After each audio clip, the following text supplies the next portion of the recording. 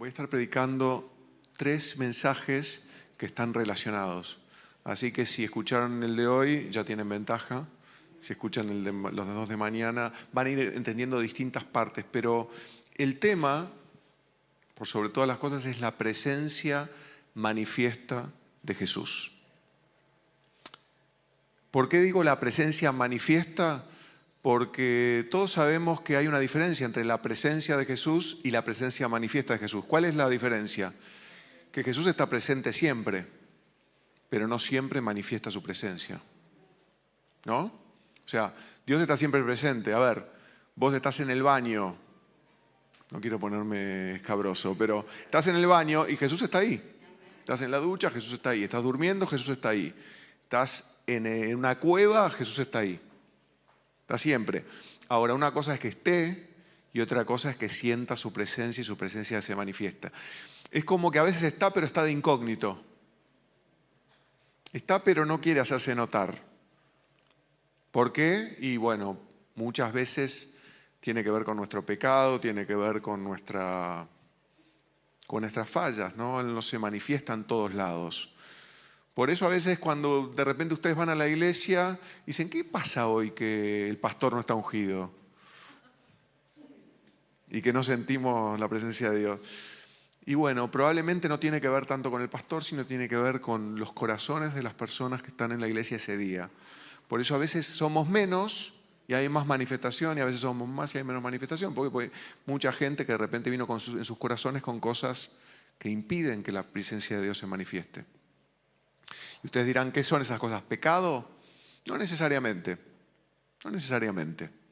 Puede ser que sea pecado, pero no necesariamente. A veces tiene que ver simplemente con asuntos de entender cómo entrar en la presencia de Dios. Por eso hoy quiero darles algunos conceptos que pueden ser profundos, que pueden cambiar un poco lo que ustedes piensan. Así que quédense conmigo, vamos a tratar de entender algunas cosas según la palabra y puede ser un día en donde salgamos de acá con otra perspectiva que nos ayude mucho espiritualmente para el futuro. Yo quiero eso. ¿Cuántos quieren eso? Que esta noche sea una noche distinta, que entendamos cosas no porque yo predico bien, no, sino porque Dios va a manifestar acá lo que Él quiere manifestar a nosotros y podemos salir, hoy que somos pocos acá, podemos salir unos pocos muy llenos de la presencia de Dios y muy encendidos para hacer cosas nuevas. Así que hoy quiero invitarlos a escuchar la palabra bajo un paradigma nuevo. ¿Qué es un paradigma nuevo? Paradigma es una palabra difícil, pero lo que quiere decir es que es un modelo nuevo mental. Es como si tuvieras anteojos. Viste que a veces, no sé si les pasa, yo sé que no, la mayoría no son miopes como yo, pero a veces yo estoy leyendo letra chiquita, no sé, abro la Biblia y leo y veo hormiguitas. Y eso es porque no uso los anteojos que el médico me dijo que use. Pero me pongo los anteojos y de repente veo. Bueno, un paradigma es eso, son anteojos que te pones para ver cosas que antes no veías. Entonces, los invito a un nuevo paradigma espiritual y a ponerse anteojos espirituales para ver lo que antes no veíamos. Y la palabra rectora de hoy, voy a utilizar 2 palabras, pero la palabra central es esta, es Eclesiastés 8, versículos del 2 al 4. Y esto piensen que es un consejo del rey Salomón a cada uno de nosotros, habiendo tenido una vida en donde se equivocó mucho y finalmente llega a una conclusión prácticamente póstuma. Cerca de morir, trae esta conclusión. Y nos dice esto, y ustedes piensen que cuando habla de rey, habla de Dios. Dice esto, te aconsejo, o sea, ¿qué es esto? ¿Un qué? Consejo, te aconsejo que guardes el mandamiento del rey y la palabra del juramento de Dios. O sea, te aconsejo que obedezcas. Buen consejo. No te apresures a irte de su presencia. Y esto es lo que me interesa más. No te apresures a irte de su presencia. ¿Y por qué? Porque Él sabe y esto es palabra de Dios para todos nosotros, que nosotros somos rápidos para irnos de la presencia de Dios. Somos lentos para permanecer en la presencia de Dios, pero somos rápidos para, una vez que logramos lo que queríamos decirle a Dios, irnos rápido y meternos en nuestras cosas. Y Él dice, no te apresures a irte de su presencia, ni en cosa mala persistas, porque Él hará lo que quiere. Él hará lo que quiere. Esa frase debería darnos ¿qué? Paz. Paz, porque no depende de la fuerza que hagamos nosotros. Él hará lo que quiere. Tenemos que descansar en eso. Él va a hacer lo que quiere. Finalmente Dios va a hacer lo que quiere. Y dice después, pues la palabra del rey es con potestad. ¿Y quién le dirá qué haces? Así que no te apresures a irte de su presencia. Y hoy vamos a hablar de la presencia manifiesta. Decía que está al lado tuyo, no te apresures a irte de su presencia. Ya te fuiste, pero volvé. Volvé a la presencia de Dios. Saben que Jesús, cuando estaba en Cesarea de Filipo, lugar más demoníaco de Israel, instituye la iglesia. Esto está en Mateo 16 a Mateo 18 más o menos. Él dice, esta va a ser mi iglesia. Le habla a Pedro, le dice, Pedro, esto no te lo reveló carne ni sangre, que yo soy el Mesías, sino mi Padre que está en el cielo, y yo te digo que vos sos la piedra, y sobre esta piedra, sobre esta revelación, yo edificaré mi iglesia, mi eclesía, y las puertas del Hades no prevalecerán contra ella. Y después le dice algo que está en Mateo 18, del 18 al 20, y dice, de cierto os digo, Mateo 18 en el 18, que todo lo que atéis en la tierra será atado en el cielo, y todo lo que desatéis en la tierra será desatado en el cielo. Otra vez os digo que si dos de vosotros se pusieren de acuerdo en la tierra acerca de cualquier cosa que pidieren, les será hecho por mi Padre que está en los cielos. Porque donde están dos o tres congregados en mi nombre, allí estoy yo en medio de ellos. Y la grandeza de Jesús es que Jesús está refiriendo a algo que ellos sabían. ¿Saben qué sabían? Que había en ese momento Israel estaba sometida al yugo romano. Y en la forma de gobierno romana había algo que se llamaba el conventus. Después los católicos lo tomaron y lo llamaron el convento. Pero básicamente el conventus era como una instancia donde cuando dos o tres ciudadanos romanos se reunían, ellos decían que el César estaba en medio de ellos. Básicamente era una forma de decir que el poder del César se frenaba cuando dos o tres personas estaban en nombre del César y ese poder pasaba a ellos. Eso era básicamente el conventus, institución romana. Y Jesús toma esa imagen, lo cual es interesante porque nosotros pensamos muchas veces que eso es una herejía, ¿no? Tomar algo romano y hacerlo. No, pero piensen esto, que Jesús tomaba cosas que la gente pudiera entender. Entonces, cuando habla de eclesía, habla de una institución que ya existía, que eran varias personas en pos del rey, ¿no? Varias personas que llevaban la cultura del rey o del emperador romano. Y cuando habla de conventus es lo mismo. Entonces, lo que está diciendo es, cuando hay dos o tres reunidos en mi nombre, allí estoy yo en medio de ellos. Así que acá hay como tres conceptos. Todo lo que aten en la tierra va a ser atado en los cielos y viceversa. Todo lo que desaten en la tierra va a ser desatado en los cielos. Yo sé que hoy hay mucho de atar, desatar, ato al hombre fuerte. No se refiere a eso. ¿Tá? Yo no creo que eso es palabra poderosa. Decir yo ato al hombre fuerte, ato esto.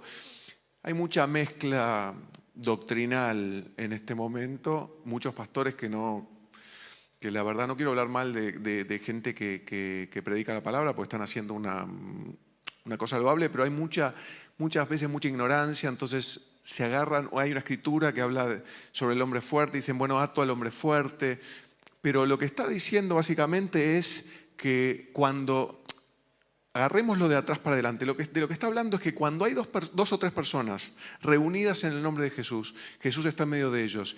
Y en esa instancia hay autoridad. Hay autoridad. Decía que está al lado tuyo, tenés autoridad. Cuando estamos juntos, tenés autoridad. ¿Sabés lo que es tener autoridad? ¿Qué es tener autoridad? Que cuando vos decís algo, eso pasa.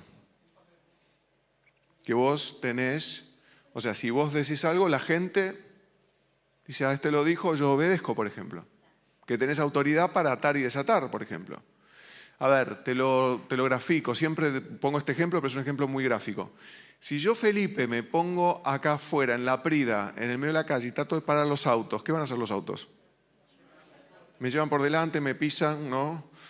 No creo que ningún auto pare. Ahora, si yo me disfrazo de policía, acá abajo, y salgo y paro un auto disfrazado de policía, el auto probablemente va a parar. ¿Por qué? Porque tengo un revestimiento de autoridad. La gente responde a un policía, a no ser que sea un delincuente que no quiere parar. Pero en general uno frena si el policía lo para, ¿verdad? Esa autoridad que está dada por todos nosotros institucionalmente a la policía. Esto es lo mismo. Lo que está diciendo esta palabra es al revés. Está diciendo, bueno, si nosotros estamos todos reunidos, Jesús está en medio nuestro. Y si Jesús está en medio nuestro, su presencia es manifiesta. Entonces tenemos autoridad para hablar y las cosas van a pasar. ¿Se entiende? Así que hoy el título de este mensaje es Hay poder en permanecer. Hay poder en permanecer en su presencia. Acuérdense de no te apures, no te apresures a salir de su presencia. Cuando estamos nosotros todos juntos, la presencia de Jesús se hace manifiesta. Hoy se hizo manifiesta acá mientras cantábamos.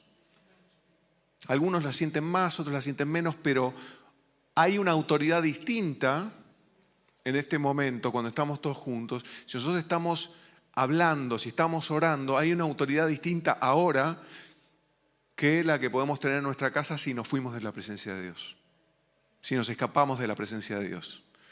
Por eso tenemos que entender que Jesús nos está hablando de su presencia manifiesta, que si 2 o 3 hay reunidos en su nombre es suficiente, no necesitamos ser 500. Si 2 o 3 están reunidos en su nombre es lo mismo que si hubieran 1500 reunidos en su nombre, porque el cuerpo de Cristo está en la tierra. Y el cuerpo de Cristo es ni más ni menos que el cuerpo de Cristo. No es una palabra. El cuerpo de Cristo es el cuerpo de Cristo. Nosotros somos el cuerpo físico de Cristo en la tierra. Cuando 2 o 3 nos unimos, pasamos a ser el cuerpo físico de Cristo acá en la tierra. Y alguno dirá, qué difícil eso, porque no se me ocurre cómo. Bueno, la palabra dice que somos piedras vivas de un edificio espiritual.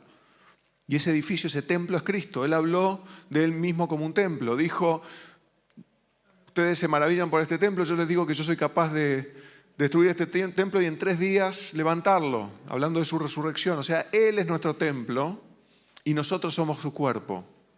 Él es nuestro templo, nosotros somos su templo también. Eso es interesante como concepto, ¿no? Ahora, estamos todos juntos y, bueno, la promesa es esta. Otra vez os digo que si 2 de vosotros se pusieren de acuerdo en la tierra acerca de cualquier cosa que pidieren, les será hecho por mi Padre que está en los cielos. O sea, acá nos está hablando de que no solamente de que tenemos que estar juntos en cuerpo, sino que tenemos que estar juntos en acuerdo. Y esto nos habla del poder del acuerdo. Por eso la herramienta del enemigo más importante contra la iglesia, ¿cuál es? Que no haya acuerdo, que la gente esté dividida, que esté peleada, que unos estén pensando en contra de los otros y no estén de acuerdo. Por eso la palabra nos llama a tener un mismo sentir en Cristo Jesús. Haya en vosotros un mismo sentir en Cristo Jesús. Todos de acuerdo, porque si no estamos de acuerdo, el Señor no contesta nuestras oraciones. El prerequisito es que estemos de acuerdo, que estemos unidos, juntos, que estemos unánimes. ¿Por qué vino? Siempre me pregunté, ahí al aposento alto, cuando habían unos pocos apóstoles con miedo, orando. ¿Por qué llegó el Espíritu Santo? Bueno, era la promesa del Padre, era la promesa que Jesús había dejado. pero además estaban unánimes juntos. Y unánimes, nosotros tendemos a simplificar esa palabra, pero unánimes quiere decir que estaban en una alma, un ánime, un ánima, un alma. Y un alma quiere decir que la emoción de todos es la misma, que el sentir de todos es el mismo y que todos están de acuerdo. Entonces Dios contesta y Dios viene. Así que es como si la palabra de Dios fuera un auto, pero el acuerdo hace que tengamos nafta para ese auto. Vos podés estar yendo, te levantás a la mañana, no oraste, ni siquiera pensaste en que Dios está, Dios no está, no pensaste en Dios. Saliste atrás de tu proyecto, sea tu trabajo, sea lo que sea. ¿Cuántas veces salimos así, verdad? ¿O soy el único? No, está bien. Salimos así, no oramos, salimos no a hacer lo que tenemos que hacer, desesperados como pollos descabezados, ¿no? Como dice Ernesto. Pollo sin cabeza a hacer algo y de repente en el medio nos pasa algo y nos acordamos que Dios de algún lado debe estar y decimos, Señor, ayúdame. Eso, Dios en su gracia y en su misericordia puede honrar esa oración, pero no es lo más probable que si nosotros estamos lanzando oraciones al cielo sin tener ningún tipo de protocolo, Dios conteste. No hay poder ahí. No hay poder ahí. Por eso, si vos querés que ese auto, si la palabra de Dios fuera un auto, si querés que ese auto vaya a algún lado, le tenés que poner nafta. Y la nafta es la presencia de Dios, que se traduce en la gloria de Dios. Entonces, antes hay que buscar la presencia de Dios y recién después atar y desatar. Antes hay que estar unánime juntos y recién después tenemos que hablar y que orar y que pedir.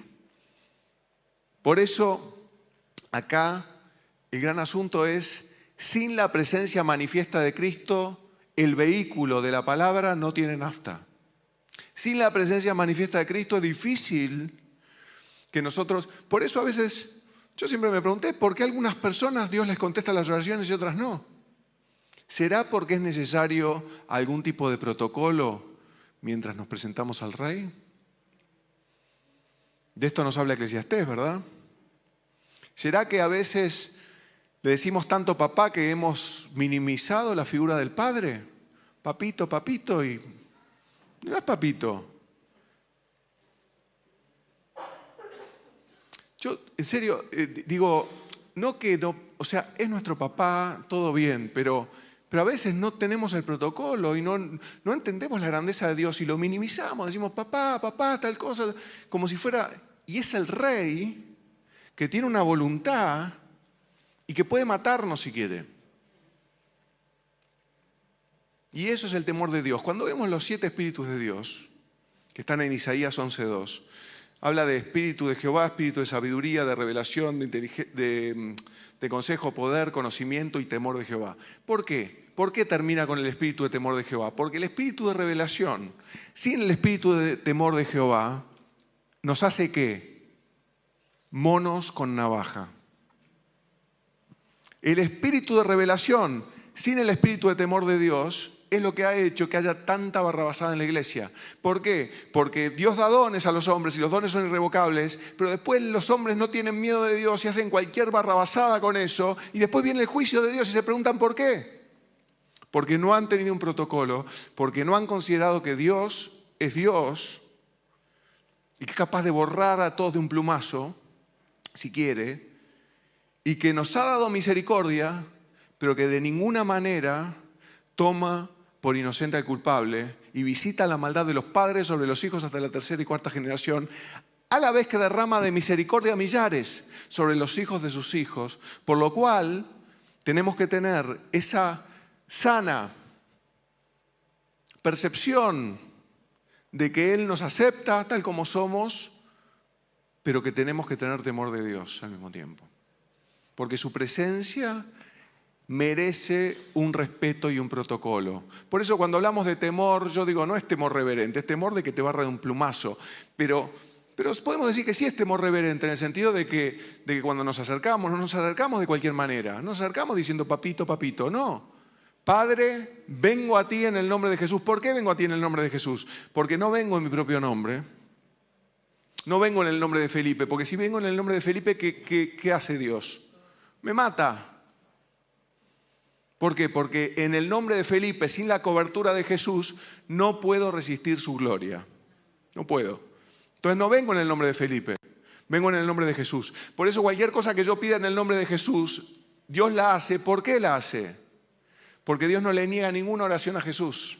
¿Por qué? Porque Jesús ya hizo, siendo perfecto, sin pecado, hizo el sacrificio perfecto por la humanidad, por lo cual Dios no le niega ninguna oración a Jesús. Por eso cuando yo vengo en el nombre de Jesús, Dios hace lo que yo le pido, porque no soy Felipe, vengo recubierto, revestido de Cristo. Por eso acercarse a Dios es cosa seria. No que Dios no nos reciba, nos recibe, pero pensemos en el protocolo. Pensemos que si nosotros fuéramos, y para esto la figura del libro de Esther, donde la reina Esther se prepara para entrar en la presencia de Dios, es muy interesante porque así debemos prepararnos cualquiera de nosotros. ¿Qué le pasaba a Esther? Esther no sabía si el rey Asuero la iba a matar o no. No sabía. Ella se presenta delante del rey Asuero y se presenta con la duda de que el rey Asuero puede, porque cualquiera que se presente delante del rey y que no ha sido llamado, tenía que morir. Entonces ella va con una preparación. ¿Por qué? Porque sabe que el rey puede matarla y ella tiene que ir revestida de algo. Por eso tiene que haber una preparación.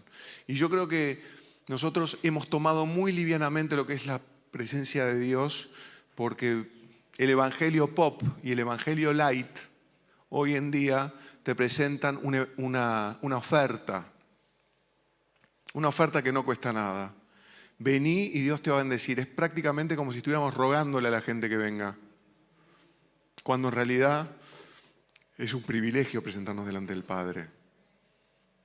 No debemos presentar jamás un evangelio de oferta. No hay una oferta.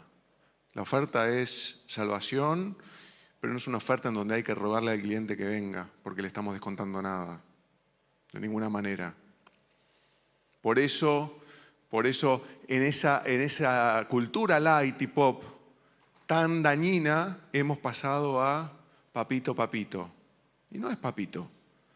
Es el Padre, Dios Todopoderoso, Creador del cielo y de la tierra, el único, el primero, el postrero, fuera del cual no hay Dios, el cual se le presentó a Moisés y le dijo: yo soy el que soy, el mismo que hizo temblar el monte Sinaí.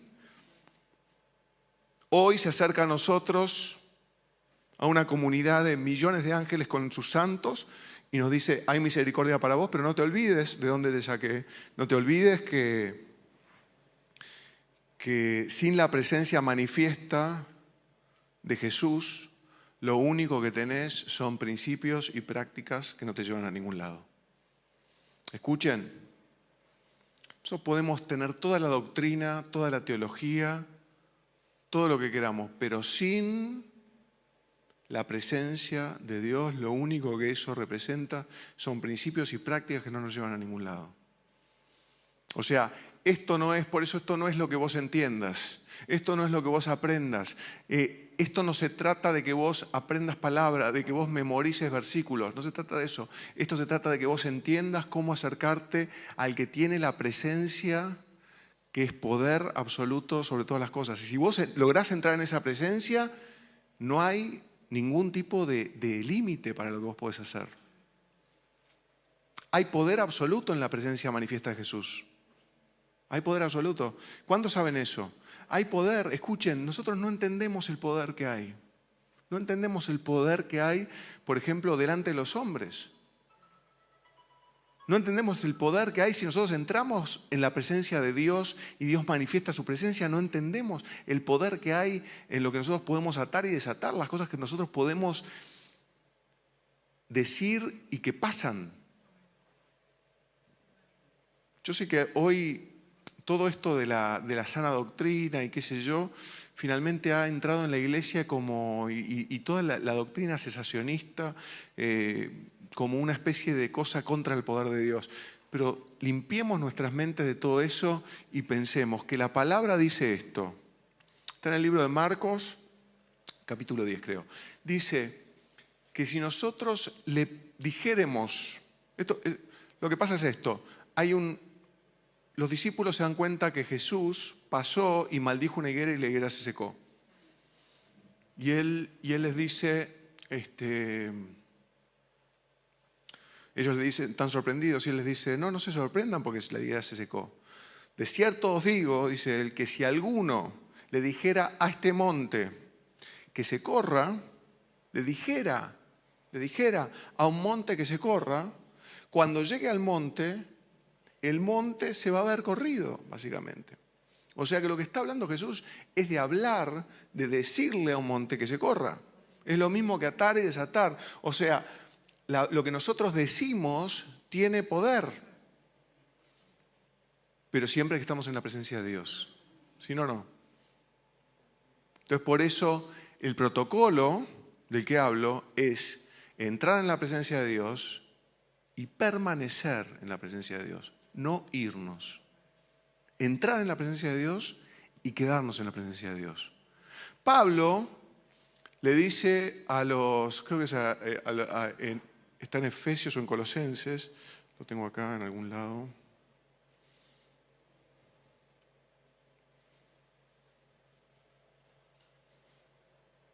Orad sin cesar. 1 Tesalonicenses 5:17 dice, orad sin cesar.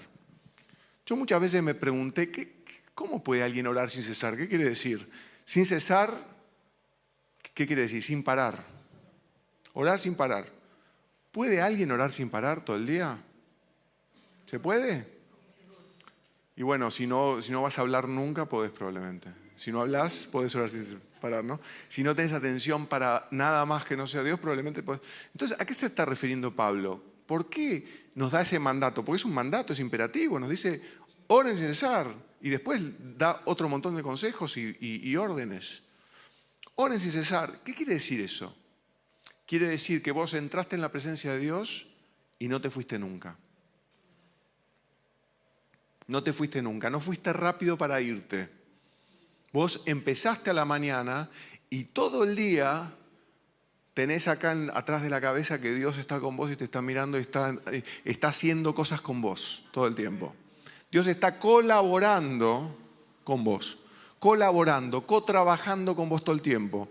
O sea, tenemos que sacarnos esa idea de que Dios es alguien a quien vamos un momento. Dios no está esperando una cita. Dios quiere permanencia. Dios quiere un matrimonio con su iglesia. Dios quiere permanencia. Dios quiere constancia. Dios quiere que estemos todo el tiempo. Por eso a veces no se trata de qué bien que orás, ¿no? No son palabras, no tenemos que repetir vanas palabrerías. Tenemos que entrar en la presencia de Dios. ¿En el convencimiento de qué? De que Él nos dice, acérquense confiadamente al trono de gracia y van a hallar misericordia, pedir perdón por nuestros pecados, saber que cuando entramos en el nombre de Jesús, no en nuestro propio nombre. Y una vez que tenemos eso, el camino está despejado, podemos entrar al lugar santísimo, como dice el libro de Hebreos. Podemos entrar al lugar santísimo y una vez ahí no salimos más en todo el día y en toda la noche, porque nos dormimos con el convencimiento de que Dios está con nosotros. Y a ver, concepto acá, para cambiar el paradigma. La otra vez fui a Neuquén por un tema de trabajo y teníamos que ir a un lugar que estaba lejos de la ciudad, íbamos en auto y en un momento tuvimos que parar en una estación de servicio y yo necesitaba hacer una llamada telefónica y no había señal. Entonces, ¿qué hace uno cuando no hay señal? Empecé a ver si agarraba señal, ¿no? ¿Puede ser que nosotros somos como estos teléfonos que durante el día no tenemos señal? Porque quiero decirte, vos sos la conexión del cielo con la tierra. O sea, no hay mucha conexión del cielo con la tierra en el mundo. ¿Sabés quiénes son la conexión del cielo con la tierra? Nosotros, los creyentes. Somos la única conexión del cielo con la tierra. Para el resto, el cielo está vedado. Cielos de bronce hay. No hay ningún tipo de conexión. Nosotros podemos decir, venga a tu reino, después que alabamos al Señor y cumplimos con el protocolo y entramos en el nombre de Jesús. Podemos decir, venga a tu reino, y el reino viene. Por eso la iglesia por muchos años se ha tratado de llevar a la gente al cielo antes de tiempo. Pero lo que Dios quiere que hoy nos pongamos los nuevos anteojos es que en realidad lo que Él quiere hacer ahora es traer el cielo a la tierra antes de llevarnos al cielo. Porque si vos no sos capaz de vivir en el cielo mientras estás acá en la tierra, ¿por qué después Él te llevaría al cielo? Si Dios es absolutamente justo. ¿Por qué después te lleva? Si vos no pudiste vivir en el ambiente del cielo en la tierra, ¿por qué después irías al cielo? Sí, en su gracia, en su misericordia, obviamente que sabemos que doctrinalmente es así. Jesús le dijo a un delincuente que estaba crucificado al lado de él, le dijo, de cierto te digo que hoy estarás conmigo en el paraíso. Y el tipo no había hecho ninguna obra, estaba crucificado, dicho sea de paso. Es verdad que eso es así, pero esa no es la voluntad de Dios para nosotros. Dios no quiere que vivas una vida de delincuente y que en el último minuto te salves. Eso es para mostrar su gracia, pero nada más. No es su voluntad con vos. Su voluntad con vos acá es que vos vivas una vida de cielo en la tierra, todo el día, permaneciendo en su presencia, con señal, que tengas señal del cielo todo el tiempo. Y que no pierdas la señal, que no pierdas los datos, que no pierdas el wifi. ¿Se entiende? Nos puede quedar eso, ¿no? Para mañana. ¿Podemos mañana de repente, cuando nos levantamos, decir, ¿estoy conectado al Wi-Fi hoy? ¿Tengo datos? ¿Tengo señal hoy? ¿O no tengo señal? ¿Qué pasa que me fui 14 horas del día y estuve sin señal? ¿Sirvo para algo cuando no tengo señal? No. Si no tengo señal, soy igual que una persona que se está perdiendo en el mundo. No hay diferencia. Si no tengo señal, no tengo vida. Acuérdense que si nosotros estamos peleando sin la fuerza del cielo en este mundo, estamos peleando con menos fuerza que la que deberíamos. No estamos conectados con Dios y estamos desposeídos del poder que es importante para luchar la buena batalla en este mundo. Si no tenemos señal, no podemos tener ideas del cielo. Si no podemos señal, no podemos ver con luz, no podemos tener estrategias sanas para hacer las cosas. Por eso, yo hoy quiero alentarlos a buscar la presencia manifiesta de Cristo, a buscar la presencia manifiesta de Dios. Ahora, quiero terminar con esto. Digan conmigo permanecer. En Juan 15... versículo 16,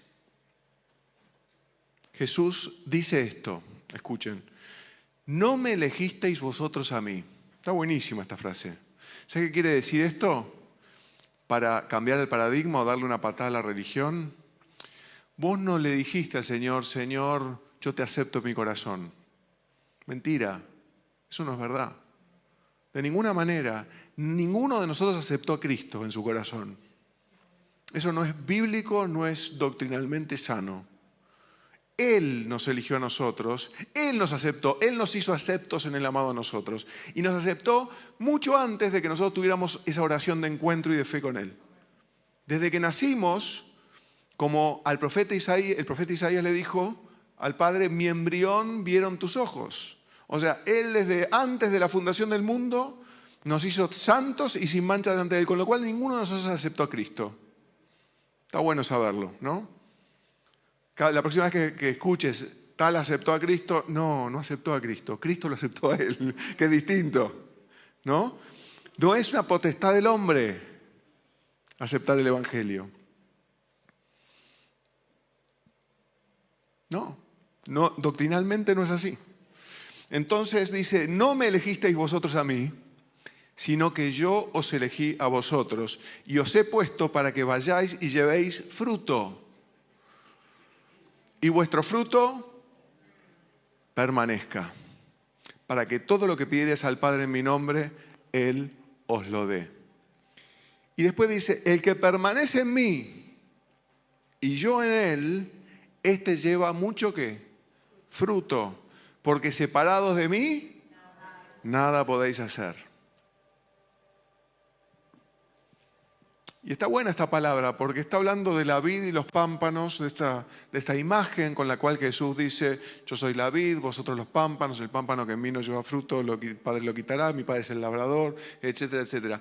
Pero acá es interesante, habla de dos cosas: permanencia, y si no hay permanencia, no podemos hacer nada. Si hay separación de Jesús, no podemos hacer nada. Nosotros somos inútiles en nuestra vida si no estamos permaneciendo en la palabra de Dios y en la presencia de Dios. Si estamos con la palabra de Dios en forma mental, somos como un auto que no tiene nafta, no puede ir a ningún lado. Tenés la palabra, tenés el auto, pero no podés andar. Sin la gasolina, sin la nafta, el auto no camina. Por eso, muchas iglesias que tienen mucha palabra no van a ningún lado. Y muchas iglesias que tienen la presencia de Dios, pero no tienen palabra, tampoco van a ningún lado. Porque tienen la nafta, tienen la estación de servicio, pero no tienen el auto. Unos tienen el auto, los otros tienen la estación de servicio. Y en el medio hay algunos que son medio, pero tienen un autito y van y le echan nafta. No tienen mucha palabra. Tiene un poquito de palabra, un poquito de presencia, mejor que mucha palabra y mucha presencia. Hay dos banquinas a los costados del camino. Vos podés banquinear para el lado de la teología absoluta, donde no hay presencia de Dios, y el diablo está fascinado ahí, porque ese auto no va a ningún lado. Vos podés banquinear para el otro lado, donde está toda la presencia de Dios, pero no hay auto, y como no hay vehículo, tampoco va a ningún lado eso. Es profecía vacía, es lenguas vacías, es gente que se cae, que hace cosas, le viene la chiripiorca, le viene la chiripiorca en el piso, ¿no? Eso no va a ningún lado tampoco. Y así está la gente, en dos banquinas, pero en el medio hay un camino, que es Jesús. Jesucristo es el camino, la verdad y la vida. Nadie viene al Padre si no es por Él. Y Él es el Verbo hecho carne y es su presencia manifiesta. Las dos cosas son importantes. Él es la palabra y Él es la presencia. Las dos cosas son importantes. No podés estar con la palabra solamente y no podés estar con la presencia solamente. Necesitas las dos cosas. Entonces, vuelvo a Eclesiastés. Eclesiastés 8, versículo 2. Te aconsejo que guardes el mandamiento del rey y la palabra del juramento de Dios. ¿Eso qué es? El consejo, la palabra. No te apresures a irte ¿de qué? De su presencia. Ni en cosa mala persistas, porque Él hará todo lo que quiere. Palabra, presencia. ¿Qué es permanecer? Es estar consciente todo el tiempo, en un estado de conciencia absoluta de que Dios está al lado nuestro y que está hablando constantemente con nosotros. Una vez que entramos en esa relación constante, todo el día, escúchame, todo el día vos andás con señal, todo el día estás chateando por WhatsApp con Dios, todo el día estás comentándole todo lo que estás haciendo, todo el día le estás pidiendo ideas para lo que estás llevando a cabo, y eso es orar sin cesar. Vamos a cantarle al Señor, vamos a pedirle que mañana sea un día en donde no se nos vaya la señal. Mañana sea un día donde no salgamos un momento de su presencia. Mañana sea un día donde tengamos no solamente el vehículo, sino la nafta. Mañana sea un día en donde podamos ver cumplidos nuestros deseos. Porque el Señor dice, deleítate en Jehová, su presencia, y Él te concederá las peticiones de tu corazón. Lo que pasa es que la gente no se deleita en Jehová y después tiene peticiones. Pero sin deleitarte en Jehová, Jehová no te va a dar tus peticiones.